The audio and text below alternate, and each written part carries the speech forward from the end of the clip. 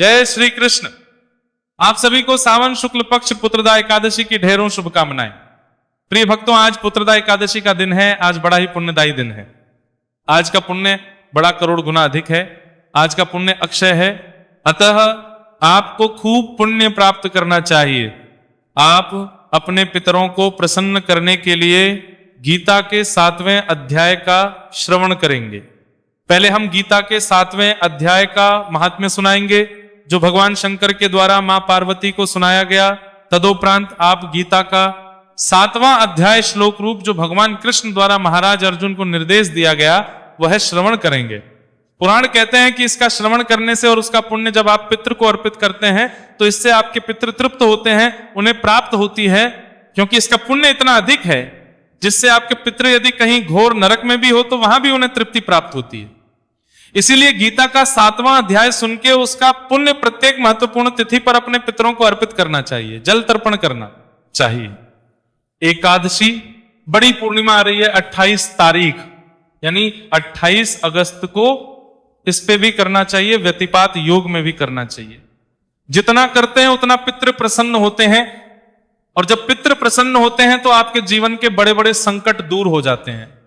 आर्थिक परेशानियां चल रही हों, कई बार ऐसा हाल हो जाता है कि एक एक पैसे के लिए मोहताज हो जाते हैं, अनेक प्रयत्न करने के बाद भी पैसा नहीं आता। ये पितृदोष, पितृ की नाराजगी के लक्षण होते हैं। परिवार में कलह क्लेश का हो जाना, पति पत्नी में लड़ाई झगड़े होते रहना, ये सब पितृदोष को दिखाते हैं। इससे बचने का ये उत्तम उपाय है कि आप प्रत्येक एकादशी पर गीता के 7वें अध्याय को सुने, उसका पुण्य पितरों को अर्पित करें और पितृ को जल तर्पण श्राद्ध कर्म करें। ये कर्म अधिक करेंगे उतने ही जीवन में संतोष प्राप्त होगा।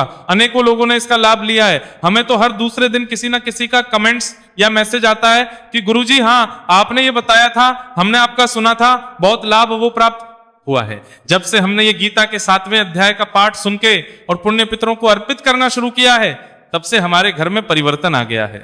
आप भी लाभ लीजिए। प्रातः काल स्नान करके स्वच्छ वस्त्र धारण कीजिए। एक लोटा लीजिए तांबे का, उसमें थोड़े से एक छुटकी काला तिल डाल लीजिए, एक पत्ता तुलसी का डालिए, तो कुशा डालिए, और सारी सामग्री डाल के जल आदि भर के दक्षिण दिशा की ओर मुख करके बैठ जाइए। आसान लगा के हम गीता के 7वें अध्याय का महात्म्य सुनाएंगे, फिर पाठ श्रवण कराएंगे। उसका पूर्ण श्रवण कीजिए। श्रवण करने के बाद आपको संकल्प करवाएंगे कि किस प्रकार से इसका पुण्य अपने पितरों को अर्पित करना है, और पुण्य पितरों को अर्पित का संकल्प करके फिर ये जो जल है लोटे में, इससे तर्पण कीजिए। मंत्र सहित तर्पण करवाएंगे। तर्पण करने के बाद ये क्रम पूर्ण होगा। इससे आपके पितरों को तृप्ति प्राप्त होगी, ऐसा पुराण कहते हैं। और ये बड़ा ही उत्तम उपाय है, इसे प्रत्येक मनुष्य को करना चाहिए। आइए अब हम पहले महात्म्य आरंभ करते हैं। आपसे निवेदन है कि ये गीता के 7वें अध्याय का वीडियो है तो लाइक अवश्य कर दीजिएगा, और चैनल पर नए हैं तो सब्सक्राइब कर लीजिए, क्योंकि ये एक प्रतिष्ठित ज्योतिष संस्थान का चैनल है। यहां जो जानकारी दी जाती है वो ज्योतिष शास्त्र और पंचांग पर आधारित होती है। प्रिय भक्तों, कमेंट बॉक्स में अवश्य लिखिएगा जय श्री कृष्ण। भगवान कृष्ण आपके पितरों को गोलोक धाम में वास देंगे। आइए महात्म्य सुनते हैं। महात्म्य क्यों सुना जाता है? महात्म्य सुनना इसलिए आवश्यक है क्योंकि महात्म्य भगवान शंकर के द्वारा कहा गया, मां पार्वती को सुनाया गया, और इसको सुनने से आपको इस अध्याय का महत्व पता चलता है कि यह अध्याय क्यों सुनना चाहिए, इसको सुनने से क्या प्राप्त होता है। और तदोपरांत हम इस अध्याय को जब सुनेंगे तो आपको अधिक प्रसन्नता होगी और अधिक रुचि के साथ आप इसको सुन पाएंगे, और जब अधिक रुचि के साथ सुनते हैं तो आपको अधिक पुण्य की प्राप्ति होती है। इसीलिए पहले महात्म्य सुनाया जाता है। अथ श्रीमद् भगवद गीतासु उपनिषत्सु ब्रह्म विद्यायां योग शास्त्रे श्री कृष्णार्जुन संवादे ज्ञान विज्ञान योगो नाम सप्तमो विद्यायः प्रारंभ। बोलिए शंकर भगवान की जय। भगवान शिव कहते हैं कि हे देवी पार्वती, अब मैं 7वें अध्याय का महत्व बतलाता हूं, जिसे सुनकर कानों में अमृत राशि भर जाती है। पाटलिपुत्र नामक एक दुर्गम नगर है जिसका गोपुर द्वार बहुत ही ऊंचा है। उस नगर में शंकुकरण नामक एक ब्राह्मण रहता था। उसने वैश्य वृत्ति का आश्रय लेकर बहुत धन कमाया, किंतु ना तो कभी पितरों का तर्पण किया और ना देवताओं का पूजन किया। धन उपार्जन में तत्पर होकर राजाओं को ही बोझ दिया करता था।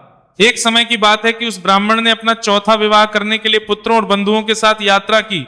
मार्ग आधी रात के समय जब वह सो रहा था तो एक सर्प ने कहीं से आकर उसकी बाहों में काट लिया और उसके काटते ही ऐसी अवस्था हो गई कि मणि, मंत्र और औषधि आदि से भी उसके शरीर की रक्षा असाध्य जान पड़ी, कि किसी भी औषधि आदि से अब इसको नहीं बचाया जा सकेगा। तत्पश्चात कुछ ही क्षणों में उसके प्राण पक्षी रूठ गई। फिर बहुत समय के बाद वह सर्प योनि में उत्पन्न हुआ। उसका चित्त धन की वासना में बंधा था। उसने पूर्व वृतांत को स्मरण करके सोचा, मैंने जो घर के बाहर करोड़ों की संख्या में अपना धन गाड़ रखा है, उससे इन पुत्रों को वंचित करके स्वयं ही उसकी रक्षा करूंगा। एक दिन सांप की योनि से पीड़ित होकर पिता ने स्वप्न में अपने पुत्रों के समक्ष आकर अपना मनोभाव बतलाया। तब उसके निरंकुश पुत्रों ने सवेरे उठकर बड़े विस्मय के साथ एक दूसरे से स्वप्न की बातें कही। उनमें से मझला पुत्र कुदाल हाथ में लिए घर से निकला और जहां उसके पिता सर्प योनि धारण करके रहते थे उस स्थान पर गया। यद्यपि उसे धन के स्थान का ठीक पता नहीं था, तो भी उसने चिन्हों से उसका ठीक निश्चय कर लिया और लोभ बुद्धि से वहां पहुंचकर बामी आरंभ कर दिया। तब उस बाम्बी से बड़ा भयानक सांप प्रकट हुआ और बोला, ओ मूढ़, तू कौन है? किस लिए आया है? क्यों बिल खोद रहा है? अथवा किसने तुझे भेजा है? ये सारी बातें मेरे सामने बता। पुत्र बोला, मैं आपका पुत्र हूं, मेरा नाम शिव है। मैं रात्रि में देखे हुए स्वप्न से विस्मित होकर यहां स्वर्ण लेने के कोतवाल से आया हूं। पुत्र की यह लोकनिंदित वाणी सुनकर वह सांप हंसता हुआ उच्च स्वर से स्पष्ट वचन इस प्रकार बोला। सर्प बोला, यदि तू मेरा पुत्र है तो मुझे शीघ्र ही बंधन से मुक्त कर। मैं पूर्व जन्म के गाड़े हुए धन के लिए ही सर्प योनि में उत्पन्न हुआ हूं। पुत्र ने पूछा, पिताजी आपकी मुक्ति कैसे होगी? इसका उपाय मुझे बताइए, क्योंकि मैं इस रात में सब लोगों को छोड़कर आपके पास आया हूं। पिता ने कहा, बेटा, गीता के अमृत में 7वें अध्याय को छोड़कर मुझे मुक्त करने में तीर्थ, दान, तप और यज्ञ भी समर्थ नहीं है। केवल गीता का 7वां अध्याय ही प्राणियों के जरा, मृत्यु आदि दुख को दूर करने वाला है। पुत्र, मेरे श्राद्ध के दिन 7वें अध्याय का पाठ करने वाले ब्राह्मण को श्रद्धा पूर्वक भोजन कराना, इससे निसंदेह मेरी मुक्ति हो जाएगी। अपनी शक्ति के अनुसार पूर्ण श्रद्धा के साथ वेद विद्या में प्रवीण अन्य ब्राह्मणों को भी भोजन कराना। सर्प योनि पड़े हुए पिता के ये वचन सुनकर सभी पुत्रों ने उसकी आज्ञा के अनुसार तथा उससे भी अधिक किया। तब शंकुकर्ण ने अपने सर्प शरीर को त्याग कर दिव्य देह धारण किया और सारा धन पुत्रों के अधीन कर दिया। पिता ने करोड़ों की संख्या में जो धन बांट कर दिया था, उससे वे सदाचारी पुत्र बहुत प्रसन्न हुए। उनकी बुद्धि धर्म में लगी हुई थी, इसीलिए उन्होंने बावली, कुआं, पोखर, यज्ञ, देव, मंदिर आदि बनाई और धन उपयोग किया। पार्वती उन्होंने अन्नशाला भी बनवाई। तत्पश्चात 7वें अध्याय का सदा जप करते हुए उन्होंने मोक्ष प्राप्त किया। हे देवी पार्वती, यह तुम्हें 7वें अध्याय का महत्व मैंने बताया, जिसके श्रवण करने मात्र से मानव सब पातकों से मुक्त हो जाता है। इसी के साथ यह श्रीमद् भागवत गीता के 7वें अध्याय का महत्व यहां पूर्ण हुआ। मातम में आपने जाना कि किस प्रकार से ये अध्याय आत्माओं का कल्याण करता है, उन जीव आत्माओं का जो किसी भी कारण से प्रेत योनि में है। अतः प्रत्येक मनुष्य को अपने पितरों के निमित्त 7वें अध्याय का पुण्य अवश्य अर्पित करना चाहिए। ऐसा करने से उन सभी आत्माओं को, सभी पूर्वजों को परम तृप्ति प्राप्त होती है। तो आइए अब हम उस गीता के 7वें अध्याय का श्रवण करते हैं, जो इतना अधिक पुण्य देने वाला है। ये भगवान श्री कृष्ण द्वारा महाराज अर्जुन को सुनाया गया। आइए आरंभ करते हैं। श्री कृष्ण भगवान बोले, हे पार्थ, अनन्य और प्रेम से मुझ में आसक्त चित्त तथा अनन्य भाव से मेरे परायण होकर योग में लगा हुआ तू, जिस प्रकार से संपूर्ण विभूति, बल, ऐश्वर्य आदि गुणों से युक्त सबके आत्मरूप मुझको संशय रहित जानेगा, उसको सुन। मैं तेरे लिए इस विज्ञान सहित तत्व ज्ञान को संपूर्णतः कहूंगा, जिसको जानकर संसार में फिर और कुछ भी जानने योग्य शेष नहीं रह जाता। भगवान कृष्ण कहते हैं कि हे अर्जुन, आज मैं जो तुम्हें ज्ञान देने जा रहा हूं ना, उसको जब तुम जान लोगे तो इस संसार में कुछ और बचेगा नहीं। जिनकी आवश्यकता होगी जानने की, इसको जानने के बाद तुम्हें यह ज्ञान होगा कि यह सृष्टि कैसे बनती है, किसके द्वारा बनाई जाती है, कौन इसे संचालित करता है, कौन इसका मूल कारण है, मैं कौन हूं, और सारे संशय तुम्हारे दूर हो जाएंगे। मनुष्य, हे अर्जुन, हजारों मनुष्यों में कोई एक मेरी प्राप्ति के लिए यत्न करता है, और उन यत्न करने वाले योगियों में भी कोई एक मेरे परायण होकर मुझको तत्व से अर्थात यथार्थ रूप से जानता है। भगवान कहते हैं कि इतने सारे जीव हैं इस पृथ्वी पर सब मुझे नहीं पजते, ना ही मुझे जानना चाहते। कोई गिने चुने हैं जो मुझे जानना चाहते हैं, और मुझे जानने के लिए, मुझे पाने के लिए प्रयत्न भी करते हैं, और उन यत्न करने वालों में भी बड़े कम होते हैं जो मुझे जान पाते हैं, ये प्राप्त कर पाते हैं। हे अर्जुन, पृथ्वी, जल, अग्नि, वायु, आकाश, मन, बुद्धि और अहंकार भी इस प्रकार या 8 प्रकार से विभाजित मेरी प्रकृति है। ये 8 प्रकार के भेदों वाली तो अपरा अर्थात मेरी जड़ प्रकृति है। और हे महाबाहु, इससे दूसरी को जिससे यह संपूर्ण जगत धारण किया जाता है, मेरी जीव भगवान कहते हैं कि अर्जुन मेरी 2 प्रकृतियां हैं, एक जड़ और एक चेतन, जिनके द्वारा यह जगत धारण किया जाता है और पालन किया जाता है। हे अर्जुन, तो ऐसा समझ के संपूर्ण भूत इन दोनों प्रकृतियों से ही उत्पन्न होने वाले हैं, और मैं संपूर्ण जगत का प्रभव तथा प्रलय हूं, अर्थात संपूर्ण जगत का मूल कारण। भगवान कृष्ण कहते हैं कि इस के जितने भी जीव हैं वो इन्हीं 2 प्रकृतियों से उत्पन्न होते हैं, और मैं इस संपूर्ण जगत का उत्पादन करता, पालन करता और प्रलय करता हूं, अर्थात मैं ही मूल कारण हूं। मेरे होने से ही ये सृष्टि है, अगर मैं ना हूं तो ना ये जगत होगा, ना ये सृष्टि होगी। हे धनंजय, मुझसे भिन्न दूसरा कोई परम कारण नहीं है। ये सूत्र के मणियों के मुझ में गुथा हुआ है। हे अर्जुन, मेरे सिवाय इस संसार के होने का और कोई कारण नहीं है। ये पूरा का पूरा जगत मुझ में उसी प्रकार से गुथा हुआ है, समाहित है, जैसे मणियां एक दूसरे में होती है। हे अर्जुन, मैं जल में रस हूं। जल का मूल तत्व क्या है? रस। वो रस भगवान नारायण के होने से चंद्रमा और सूर्य में प्रकाश हूं। चंद्रमा और सूर्य जिस प्रकाश से प्रकाशित होते हैं, वो प्रकाश भी स्वयं भगवान नारायण के होने से है।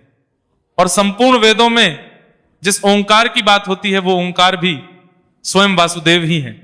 और आकाश में जो शब्द गुंजायमान होते हैं, वो भी वासुदेव के ही कारण हैं। और पुरुषों में जो पुरुषत्व होता है, वह भी परमेश्वर वासुदेव ही हैं। पुण्य जीवनम सर्वभूतेषु तपस्यास्मि तपस्वीषु। अर्जुन, मैं पृथ्वी में पवित्र गंध हूं। पृथ्वी का मूल तत्व है गंध, वो भगवान वासुदेव के कारण है। और अग्नि में तेज हूं। अग्नि का जो तेज जलाता है, वह तेज भगवान नारायण ही है, तथा संपूर्ण भूतों में उनका जीवन हूं। और तपस्वियों में तप हूं। इस संसार में जितने भी शरीर चल रहे हैं, चाहे वो जीव है, जंतु है जलचर है, बंजर है, मनुष्य है, कोई भी क्यों ना हो, उन सबके सब का मूल बीज कौन है? भगवान नारायण है।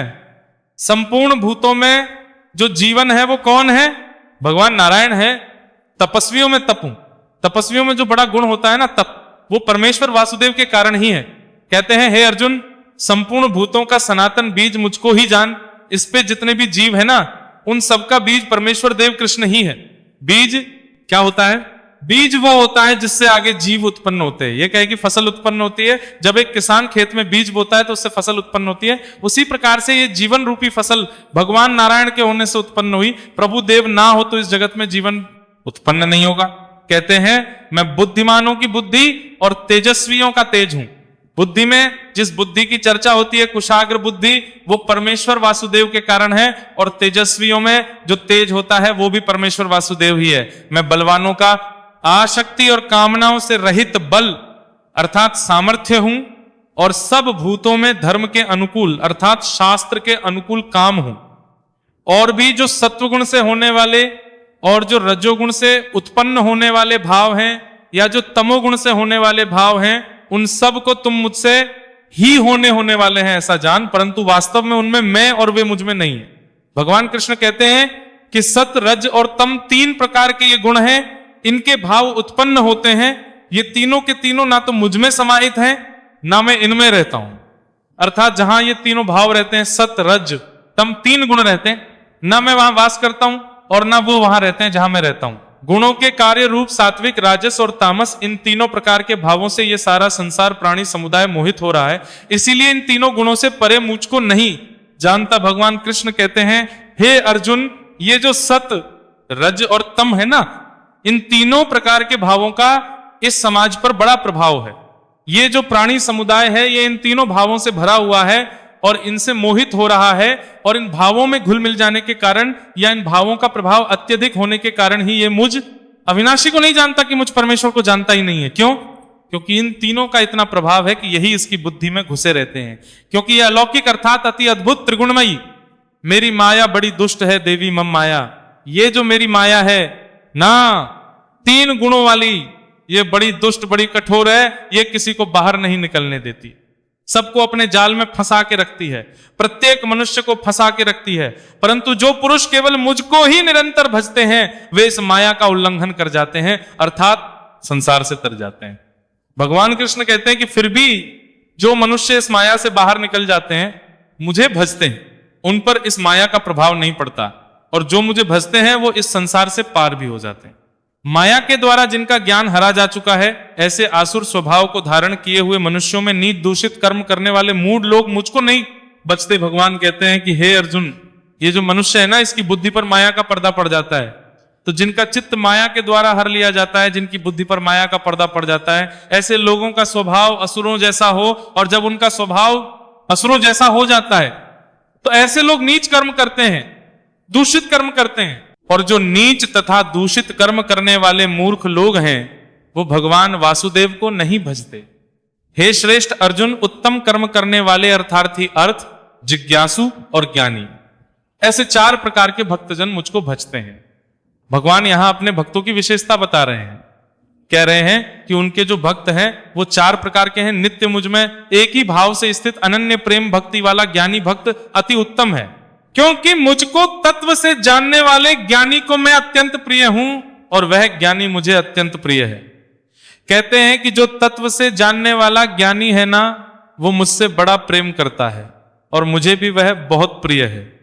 कहते हैं यूं तो ये सभी उदार हैं, परंतु ज्ञानी तो साक्षात मेरा ही स्वरूप है, ऐसा मेरा मत है, क्योंकि वह मदगत मन बुद्धि वाला ज्ञानी भक्त अति उत्तम गति स्वरूप मुझ में ही अच्छी प्रकार से लीन रहता है, स्थित रहता है।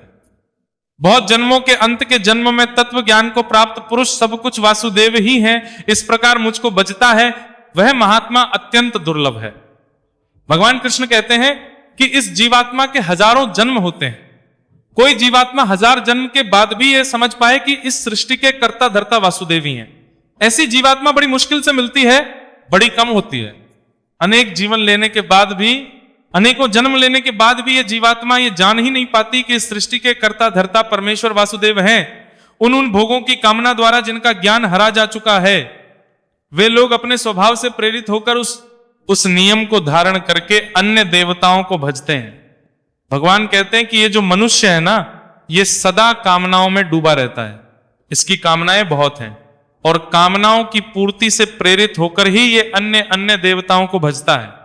अर्थात ये जो मनुष्य है, इसकी कामनाओं से भी प्राय किया है प्रेम भक्तों, कामनाओं से भी प्राय है कि मनुष्य की इच्छाएं बहुत हैं। देखिए यहां पे विशेष रूप से भक्ति को समझाने का प्रयास किया जा रहा है कि भक्ति जो है 2 प्रकार की होती है, एक सकाम भक्ति, एक निष्काम भक्ति। तो भगवान कह रहे हैं कि जो मनुष्य है ना, ये सकाम भक्ति बहुत करता है, जो कामना की पूर्ति के लिए की जाती है। अगर वस्तुतः देखो तो आज के समय में भक्ति होनी ही बंद हो गई। आप कहेंगे पंडित जी बड़ी भीड़ है, क्या बात कर रहे हैं आप, भक्ति तो बहुत हो रही है, पहले तो होती नहीं थी इतनी। तीर्थ ट्रेन की बुकिंग नहीं मिलती है, बस फुल जा रही है, मंदिरों में भीड़ है, पर वहां ध्यान दीजिए जो भक्त आ रहे हैं वो कौन सी भक्ति कर रहे हैं, वो सकाम भक्ति कर रहे हैं, वो अपने उद्देश्य की पूर्ति के लिए वहां आ रहे हैं। कोई कहता है मेरे बेटे का ब्याह करा दो, कोई कहता है मुझे पोता दे दो, कोई कहता है बेटे को पास करा दो, कोई कहता है बेटे की नौकरी लगवा दो, कोई कहता है बेटी की शादी करवा दो, कोई कहता है मुझे नाती दे दो। सबकी अपनी अपनी इच्छाएं हैं, कोई धन चाहता है, कोई संपत्ति, कोई प्रमोशन, कोई नौकरी, कोई पत्नी, कोई पति, सब अपनी इच्छा लेके भगवान के पास जा रहे हैं। इसे कहते हैं सकाम भक्ति। आपकी कामना है, उसकी पूर्ति के लिए आप भक्ति कर रहे हैं, अपनी कामना को पूरा करवाने के लिए, और इस कामनाओं में डूबे रहने के कारण ही मनुष्य अन्य देवताओं को भजता है। कोई कहता है भाई अच्छा ये परेशानी है, इस देवता को भजो, ये तुम्हारी इस इच्छा को पूरा कर देंगे, ये परेशानी है, इस देवता को भजो, ये तुम्हारी शिक्षा को पूरा कर देंगे। तो भगवान कहते हैं कि कामनाओं में डूबा मनुष्य अन्य देवताओं को भजता रहता है, और जो सकाम भक्त जिस देवता के स्वरूप को श्रद्धा से पूजना चाहता है, उस भक्त की श्रद्धा को मैं उसी के प्रति स्थिर कर देता हूं। भगवान कहते हैं कि जो भक्त किसी भी देवता को पूजना चाहता है तो भगवान वासुदेव कुछ ऐसा करते हैं जिससे कि उसी देवता के प्रति उसकी श्रद्धा और अधिक बढ़ जाती है। क्या करते हैं भगवान? वह पुरुष उस श्रद्धा से युक्त होकर उस देवता का पूजन करता है और उस देवता से मेरे द्वारा ही विधान किए हुए उन इच्छित भोगों को निसंदेह प्राप्त करता है। कहते हैं कि वो जो मनुष्य उसने अमुक देवता से कोई वस्तु मांगी तो भगवान नारायण के विधान से ही वह वस्तु दी जा रही है, नारायण ही उसको देने वाले हैं, परंतु दे कैसे रहे हैं? उस देवता के माध्यम से। तो इससे उस देवता के प्रति उस भक्त की श्रद्धा और बढ़ जाती है, उसको लगता है इसी देवता ने मेरी इच्छा पूरी की है, और इससे वो उस देवता को और अधिक पूजने लग जाता है, उसकी भक्ति और अधिक स्थिर हो जाती है। भगवान कहते हैं परंतु उन अल्प बुद्धि वालों का वह फल नाशवान है, तथा वे देवताओं को पूजने वाले देवताओं को प्राप्त होते हैं, और मेरे भक्त चाहे जैसे ही बजे अंत में वे मुझको ही प्राप्त होते हैं। भगवान वासुदेव कहते हैं कि ये जो भक्त है ना, जो इच्छाओं की पूर्ति के लिए भक्ति कर रहे हैं, इनको जो फल प्राप्त होने वाला है ये आज नहीं तो कल नष्ट हो जाएगा, सदा रहने वाला है नहीं। और ये देवताओं को पूजने वाले देवताओं के धाम को जाएंगे, इनको मुक्ति प्राप्त नहीं होगी, मोक्ष नहीं मिलेगा।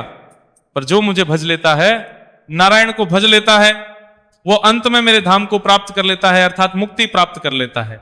भगवान कृष्ण कहते हैं कि बुद्धिहीन पुरुष मेरे अनुत्तम अविनाशी परम भाव को ना जानते हुए मन इंद्रियों से परे मुझे सच्चे नानंद धन परमात्मा को मनुष्य की भांति जन्म कर व्यक्ति भाव को मानते हैं। कहते हैं कि ये जो मनुष्य है ना, ये इतना बुद्धिहीन है, इसको ये लगता है कि मैं भी जन्म लेके मृत्यु को प्राप्त होता हूं और मर के फिर जीवन प्राप्त करता हूं। ये अर्जुन अपनी योग माया से छिपा हुआ, मैं सबके प्रत्यक्ष नहीं होता, इसीलिए ये अज्ञानी जन समुदाय मुझे जन्म रहित अविनाशी परमेश्वर को नहीं जानता, अर्थात मुझको जन्म में मरने वाला समझता है। कहते हैं कि मैं सदा अपनी योग माया से छिपा रहता हूं, इसीलिए इस मनुष्य को लगता है कि मैं भी जैसे मनुष्य जन्म लेता है फिर मृत्यु को प्राप्त होता है, वैसे ही जन्म में मरने वाला हूं। हे पूर्व में व्यतीत हुए और वर्तमान में स्थित तथा आगे होने वाले सब भूतों को मैं जानता हूं, परंतु मुझको कोई भी श्रद्धा भक्ति रहित पुरुष नहीं जानता। कहते हैं अर्जुन, क्या हो चुका है, क्या हो रहा है और क्या आगे होने वाला है, ये सब मैं जानता हूं, पर मुझे वही जान पाता है जो श्रद्धा रखता है। और जिसमें भक्ति है, जिसमें भक्ति और श्रद्धा नहीं है, ऐसा पुरुष मुझे नहीं जान सकता। हे अर्जुन, संसार में इच्छा और द्वेष से उत्पन्न सुख दुख आदि रूप मोह से संपूर्ण प्राणी अज्ञानता को प्राप्त हो रहे हैं। कह रहे हैं कि ये जो मनुष्य समाज है ना, इसमें सुख और दुख का द्वंद्व चल रहा है, इसी से ये अज्ञानता को प्राप्त होते जा रहे हैं। इनमें सुख दुख का द्वेष उत्पन्न हो रहा है, परंतु निष्काम भाव से श्रेष्ठ कर्मों का आचरण करने वाले जिन पुरुषों का पाप नष्ट हो गया है, वे राग द्वेष जनित द्वंद्व रूप मोह से मुक्त दृढ़ निश्चय भक्त मुझको सब प्रकार से भजते हैं। कहते हैं कि जो निष्काम भाव से कर्म करते हैं, अच्छे कर्मों का आचरण करते हैं, ऐसे लोगों का, ऐसे पुरुषों का पाप नष्ट हो जाता है और वे राग द्वेष जनित द्वंद्व से मुक्त भी हो जाते हैं, और ऐसे ही भक्त भगवान को हर प्रकार से भजते हैं। और जो मेरे शरण होकर जरा और मरण से छूटने के लिए यत्न करते हैं, वे पुरुष उस ब्रह्म को, संपूर्ण अध्यात्म को, संपूर्ण कर्म को जानते हैं। कहते हैं कि जो ऐसा मनुष्य मेरी शरण में आ जाता है, जरा और मरण से छूटने के प्रयत्न करता है, अर्थात जन्म मृत्यु के चक्र से छूटने का जो प्रयत्न करता है, उसे मैं ब्रह्म संपूर्ण अध्यात्म का ज्ञान प्राप्त प्रदान कर देता हूं और उसकी मुक्ति हो जाती है। अधिभूत और अधिदेव के सहित तथा अधि यज्ञ के सहित मुझे अंतकाल में भी जानते हैं। वे युक्तचित वाले पुरुष मुझे जानते हैं, अर्थात प्राप्त हो जाते हैं। कहते हैं हे अर्जुन, इस जीवात्मा के अंत के समय में भी यदि कोई जीवात्मा मुझे भज लेता है तो उसे भी मैं मुक्ति प्रदान कर देता हूं, वो भी इस संसार से तर जाता है। इति श्रीमद् भगवद गीतासु उपनिषत्सु ब्रह्म विद्यायां योग शास्त्रे श्री कृष्णार्जुन संवादे ज्ञान विज्ञान योग नाम सप्तमोध्याय। बोलिए कृष्ण भगवान की जय। इसी के साथ ही गीता का 7वां अध्याय यहां पूर्ण होता है। इसमें भगवान श्री कृष्ण का उपदेश है और संदेश है कि मनुष्य को सकाम भक्ति छोड़ के निष्काम भक्ति की ओर अग्रसर होना चाहिए। भगवान से यही प्रार्थना करें कि प्रभु हम तेरे हैं, जैसा तुझे रखना है वैसे रख, हमारा सुख भी तेरा, हमारा दुख भी तेरा, बस तेरे सिवा कुछ और ना चाहिए। इस प्रकार भाव से जब भक्ति करेंगे तो परमेश्वर का धाम प्राप्त होगा। सकाम भक्ति से जो भी आप पाना चाहते हैं वो सब तो आज नहीं तो कल नष्ट हो जाना है। आइए अब लोटे को दोनों हाथों में उठा लीजिए और भगवान नारायण का ध्यान करते हुए निवेदन कीजिए कि हे प्रभु, हे जगदीश्वर, हे परमेश्वर वासुदेव, मैंने अभी जो गीता के 7वें अध्याय का श्रवण किया है उसका जो भी पुण्य आज इस एकादशी पर उत्पन्न होता है वो संपूर्ण पुण्य मैं अपने सभी पितरों को अर्पित करता हूं। ये पुण्य मेरे पितरों को प्राप्त हो और वो इससे तृप्त हो, तृप्त हो, तृप्त हो। अब एक पात्र लीजिए, तर्पण करने के लिए बड़ा, लेफ्ट हैंड में लोटा पकड़िए, सीधे हाथ में अंगूठा और उंगली के बीच से जो क्षेत्र है ना उसको हम पितृ तीर्थ कहते हैं। वहां से इस जल का तर्पण करेंगे, दूसरे पात्र में जल को छोड़ेंगे, उल्टे हाथ में लोटे से जल सीधे हाथ में गिराते हुए नीचे दूसरे पात्र में जाएगा। हम मंत्र पढ़ते हैं, ओम ह्रीं श्रीं क्लीं स्वधा देव्य स्वाहा स्वाहा, ओम ह्रीं श्रीं क्लीं स्वधा देव्य स्वाहा, ओम ह्रीं श्रीं क्लीं स्वधा देव्य स्वाहा। इस प्रकार से जल तर्पण कीजिए और अपने पितरों से निवेदन कीजिए कि हे मेरे पितरों, मैंने अभी गीता के 7वें अध्याय का जो श्रवण किया इसका पुण्य मैं आपको अर्पित कर रहा हूं, और मैंने अभी ये जो जल तर्पण किया है ये भी मैं आपको अर्पित किया है। इसके पुण्य को भी स्वीकार करें, इस जल तर्पण को भी स्वीकार करें। आप जहां भी हैं तृप्त हो, तृप्त हो, तृप्त हो। आज एकादशी पर मैं आपके निमित्त जो भी दान पुण्य सदकर्म बन पड़ेगा वो अवश्य करूंगा। आप सभी प्रसन्न हो और मेरे सभी संकटों का नाश करें। जीवन में आपके जो भी परेशानियां हैं उनका वर्णन अपने पितरों से करेंगे तो पितृदेव अवश्य ही प्रसन्न हो के आपके संकटों का नाश करेंगे। ये जो जल है तर्पण का, तर्पण किया हुआ जल पीपल पे अर्पित कर दीजिएगा। और इसके लिए अगर उत्तम समय की बात करें तो ये सूर्य उदय होने के बाद से और सूर्यास्त होने से पहले कभी भी पूरे दिन किया जा सकता है। सबसे उत्तम जो समय होता है इसके लिए वो कुतुब काल का होता है, जो कि 11:40 से और 12:20 के बीच में भारतवर्ष में होता है। इस समय में इसे उत्तम कहा गया है। बाकी ये पूरा दिन किया जा सकता है। इसका आज आप खूब लाभ लें। परमात्मा आपके पितरों को तृप्त करें और आप सदा प्रसन्न हो, आपके जीवन के संकटों का नाश हो। भगवान कृष्ण आप सबका कल्याण करे। हरे कृष्ण।